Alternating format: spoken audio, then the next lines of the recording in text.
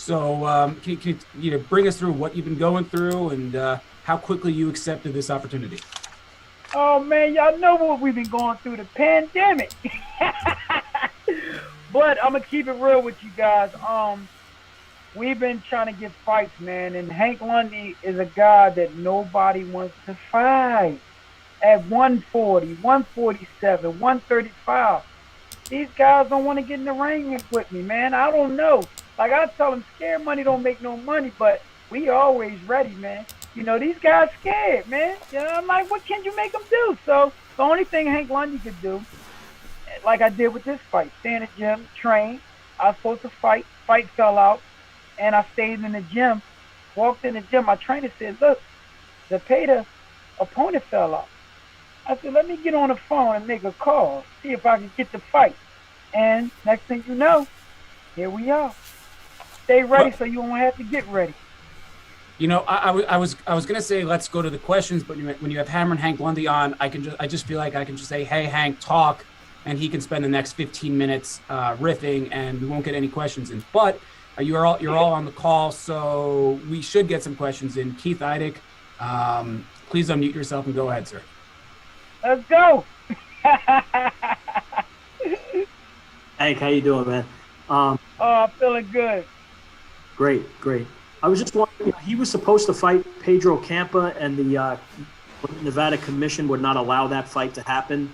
How do you feel? You obviously feel you're a tougher fight for him than Pedro Campa. Can you speak to that and how this all kind of came about?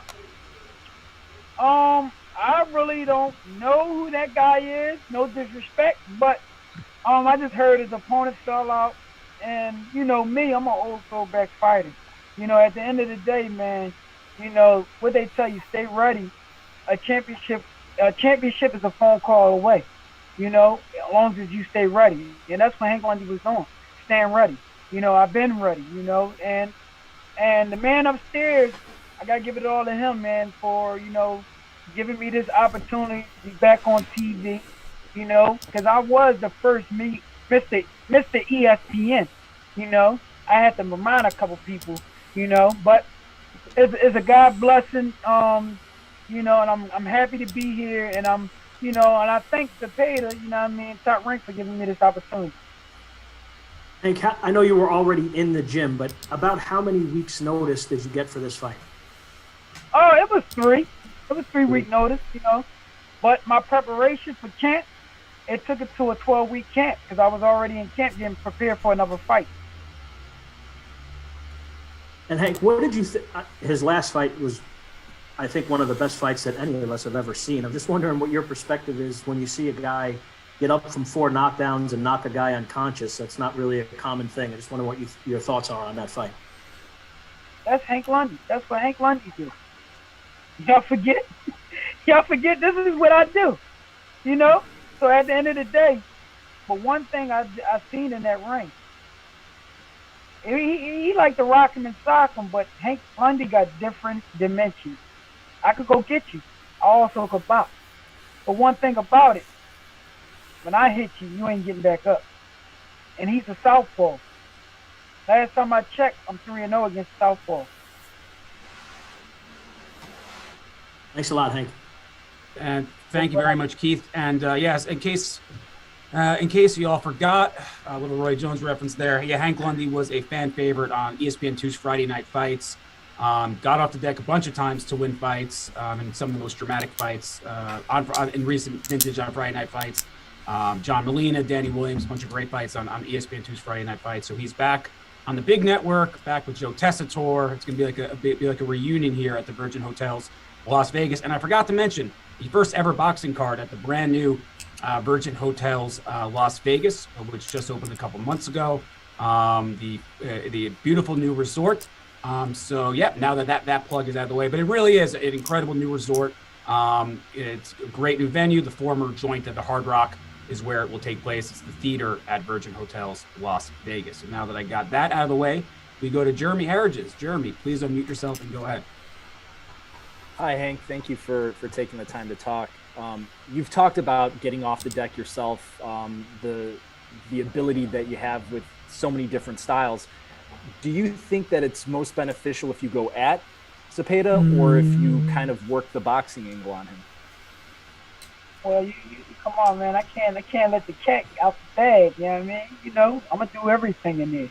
You know, one thing about it, I tell you this: it's 3 weeks notice, but is he prepared for Hank Lundy? People keep on asking me, am I prepared? I've been in there with every style. Big guys at 140, small guys. You know, listen, is he prepared for Hank Lundy? I know what I have inside of me. We talking about a guy that just was talking about retiring. He was there to be opponent that night and got lucky. Hank Lundy's nobody opponent. I'm coming in there and I'm putting it all on the line.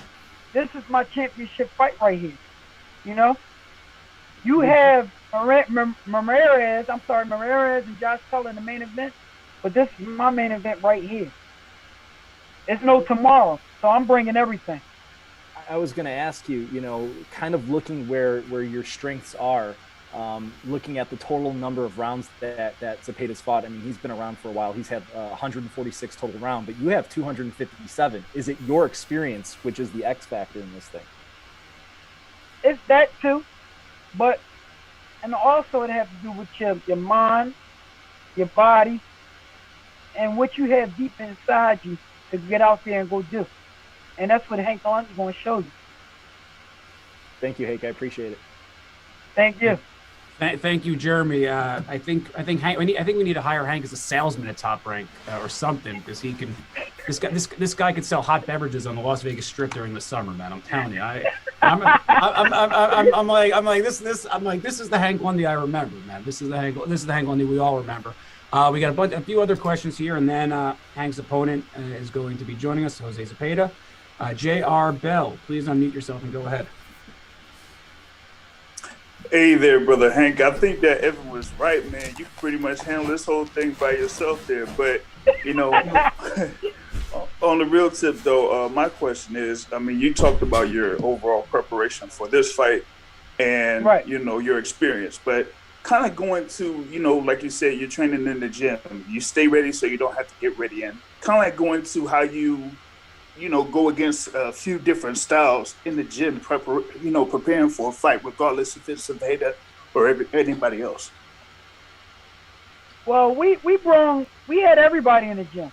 You know, my team, I got some talented guys, you know, that switch, you know, and it was a blessing, you know, to have them box on both sides. So I've been getting rounds on both sides, you know, even getting ready for a fight. Just seems like if I have a guy that's southpaw or a guy that's right-handed, these guys still will switch up, because you never know what a fighter's going to do in a fight. You never supposed to prepare for a guy that you see, you know, fight, you know, on YouTube, because they might come in with something different. You always got to train for the things that you don't see. Throw a wild guy in there that throw punches from north to south to east to west. You know, you got to throw a guy in there that just throw punches and he don't even care if he hits you. You know, all different aspects, and that's what Hank Lundy do, prepare for a fight. We bring everything in camp, everything. We don't miss out nothing. We want the rugged guys that's dirty too. We want them too. We want everything. That way fight time comes, we won't be surprised by anything, because we had it in camp. And that's what Hank Lundy all about. You know, it ain't no crying with me. We coming in there, we gonna fight.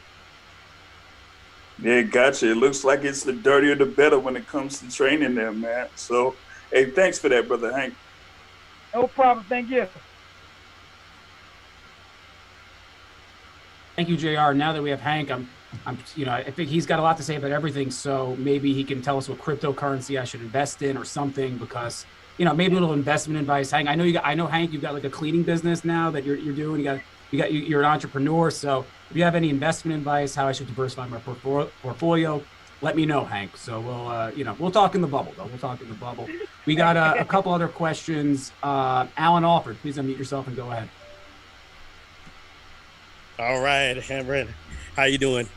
Good. How you Thank doing, you, my Evan. guy? I'm doing great. Thanks for asking. Hey, I gotta ask you this question. You're one of the few people that's ever done this. How is it being in the ring with Terrence Crawford? Explain that experience. A guy who changed up his styles, like you said. Oh man, I loved it, man. You know, and I actually want that rematch. You know, Yeah. I'm not gonna lie. The day of that fight, I woke up 136, 139. The night of the fight, he was a bigger guy. You know, 160. I was 145. You know, but now my body fully grew, and now I'm not gonna lie. I'm coming down for 160 myself now, so I would like that fight back because if I do believe I was winning that fight. You know, a little mistake happened, got caught. You know, it is what it is, but I will be chasing him real soon. Yes, I appreciate that. Thank you for letting me know that. All right, thank you very much, Alan. Looks like we've got a couple other questions. Daniel Carpio. Daniel, please unmute yourself and go ahead. That's it. Well, thanks for taking my question. This year has been full of like a lot of recent upsets of fighters that were looked at as far as getting late replacements in and then getting upset by them. How confident are you that you're going to be the latest late replacement upset that is going to get a surprise victory? Oh, sorry, Hank, please. You're on mute, Hank. Please unmute yourself, Hank, and go ahead. Hank Lundy, please unmute yourself. Okay, I got you. Well, I'm not really, feeding into that, man. I'm here and I'm here to fight, man. And if anybody got any doubt, Vegas got doubt, I'm gonna make you a believer. You know, that's one thing I love, man. I love turning people into a believer. Oh, he only had 3 weeks. Oh man, Hank Lundy old. Oh, Hank Lundy washed up. But you ask these fighters when they get in the ring with Hank Lundy, it's either their career over or they never the same. And one thing about it, I'm going to be victorious, man, in this fight, man. You know, I've been training hard. I've been waiting for this opportunity. I've been waiting to get back on TV. You know, this is where Hank Lundy belongs. You know, I'm ready, and I'm going to be victorious. Listen, my hand going to be raised high. And we got a couple more minutes and so as I said, with questions, please raise hand in the chat queue or just send me a direct message if you'd like to ask a question of Hank. We're trying to locate Jose Zepeda, who should be on in a few minutes. I mean, Hank, obviously you've sort of hopped around from 35 to 40 and back, and you mentioned you'll find anybody at 35, 40, or 47. But obviously you're best known for your fights at 135. Does the weight class really matter to you? I mean, does it worry you at all when you're going against a world class top 5 guy at 140 pounds, or the weight class does not really matter to you? No, it don't matter. It at the time it was all timing. And that's where my body was at. But now, I'm not gonna lie. I grew out of 135. And I held it down. I've been a professional for about 15 years, making 135. Generally, these guys don't do that. If you look at their track record, after like 5, maybe 4 years, these guys jump up to another weight class. I did it for 15 years, 135. When fights went at 135, I was forced to move up to 140, where I took some of my losses and got the short end of the stick, but I stayed true to myself and true to the game. And respected the game, And I could say I'm one of the rare fighters that I got 15 years at 135, man, and I'm still going strong, but it was time to move up, man. So that's why I jumped on this fight, too, because I know it's time to move up. And 140, I'm big and strong. And if you didn't remember, ask a Lucian Jose, when he fought Matisse, had a war. And he came in there, he down talked. He the smaller guy. You know what I mean? I'm the better guy versus Hammerin and Hank Lundy. And what did I do to him? And he was southpaw. What did I do to him? And we got a few more questions in the chat while we wait for Zepeda. Good news is Hammerin and Hank Lundy can hold it down while we wait for Jose Zepeda to join the call. So we're going to keep you a few extra minutes, Hank. R.L. Woodson, please unmute yourself and go ahead. Hey, what's going on, Hank? What's going on? appreciating the energy that you had, that you're bringing in today, man. Oh, Seems like you got a great handle on this thing already, as Evan and others have mentioned. I just wanted you to get your thoughts on the fact that you get to come into this opportunity with fans coming back versus, a month or so ago, you might have went into that bubble environment. I'm sure you can handle it, but I just want your thoughts on it. oh man, listen. At the end of the day, I can fight with fans and with no fans. I'm from Philadelphia. You have no fans and you gotta fight. You gotta do what you gotta do. So I'm used to not having no fans. Look, it's a fight for me either way. With fans, with no fans. Hank Lundy gonna do what he do, baby. It's hammer time. All right, man. I appreciate it. Best of luck to you. Thank you. All right, let's see here. Looks like we might have a couple other questions coming in, but while we wait, Hank, looking back, you talk a lot. You talk a lot, and I go back to the Terrence Crawford fight. You talked a lot before that fight, but what did you take back from that experience against Terrence Crawford? I mean, I know it was 5-6 years ago, but you still, after that fight, you remained as confident and bold as ever. What do you remember from that experience 5-6 years ago, fighting a guy that would go on to be, pound for pound, one of the best fighters of his generation? No love lost. I was doing my job, man. One thing about it, in this sport of boxing, man, if you not studying from all these greats that been in the game and taking little pieces and molding your own self to being something great or to being a legend, what you in the game for? At the end of the day, you always supposed to ruffle your opponent's feathers. You got to ruffle them feathers, baby. But it was all love, you know what I mean? It was practice, you know what I mean? And no love lost. Proud of Terrence Crawford, what he's doing in the sport, man. One of the pound for pound best, you know what I mean? But, I still want to get back in there and dance again. And again, Hank, before we let you go, Right. Any final words, final thoughts that you want to tell to the media and the fans? Oh, I'm gonna put it like this, man. The media, the fans, Hammerin Hank, thanks you from the bottom of his heart, man. Like I tell y'all, it ain't over. It ain't over. I got 5 more years, 6 more years in me. Listen, I thank y'all for rocking with Team Hammer, pushing me, showing me love, the boos, the cheers. I fight for y'all, man. And in Top Rank, after the fight, if you want to come sign Hank Lundy, we open to it. You need to show them this. Somebody that's going to fight, a real fighter. You know what I mean? But I thank Top Rank for giving me this opportunity. I thank my promotion, my promoter, D-Lee Promotion, and my manager, my team, man, everybody been excellent. We ready for this point, man. I thank Top Rank. I thank all you guys, it's going to be a fun night, man, come, May 22nd, man, not only for Top Rank, not only for ESPN, for everybody around the world, man, get to see Hammerin Hank back on the tube and back in my home on ESPN. I love y'all and I thank y'all. And listen, Hammerin Hank coming to a city and town near you. Watch out, it's hammer time. Thank you, Hank. And when you're done with this boxing, you definitely have a future as a politician, because you can filibuster with the best of my friends.